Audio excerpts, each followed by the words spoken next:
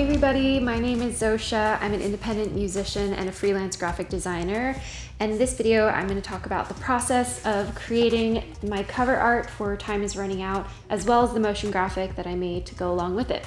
I love being able to create my own cover art because it helps me tell more of the story behind the song. In this song, I reference the climate crisis. So in the cover art, I wanted to show an environment that's basically gone to So there's smoke everywhere and I'm looking at something on fire. I did about 90% of this in Procreate on my iPad, and then the last few steps I did with After Effects and Photoshop. So I'm gonna give you an overview of how I created this from start to finish.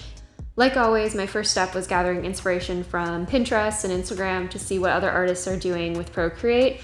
And since I'm new to Procreate, I did a lot of experimenting with different styles to see what worked for me and slowly build my own style in doing so. So I'll show you the final Procreate file here, which looks slightly different because the smoke I actually made in After Effects. But I'll just give you a look at how many layers I have because I like to keep everything very separate, and I kept hitting the 47 layer limit on Procreate. And once I was happy with how the drawing looked, I removed the smoke layer, and then I exported two separate PNG files, one with all of the background combined and one with all the foreground combined. And then I took those into Photoshop and After Effects to do the final steps. So I brought the two layers into Photoshop, and here is how it looked.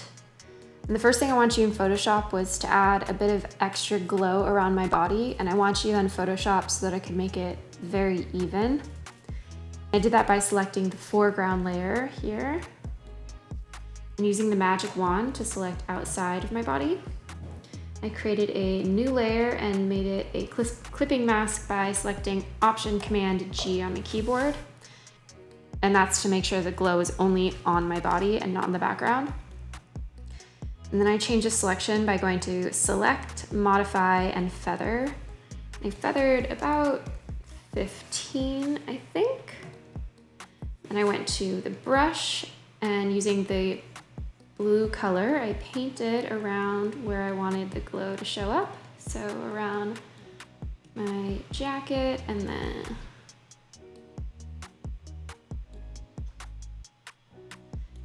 a little bit more on my head. And that is how I added the glow. Now we'll go to After Effects to add in the smoke. So I brought the two layers into After Effects, and to create the smoke, I started by making 4 shapes. And to do that, you go to Layer, New, Shape Layer. And I used this pen tool to create a shape that was kind of like this. And to change color, you go to Fill up here, and I change it to the blue color that I wanted. So then I brought the layer behind the foreground, and I started adding effects to make it look like smoke. I started by adding a mask so the smoke would fade on the way down. And I did that by clicking on the shape layer and going to Layer, Mask, New Mask.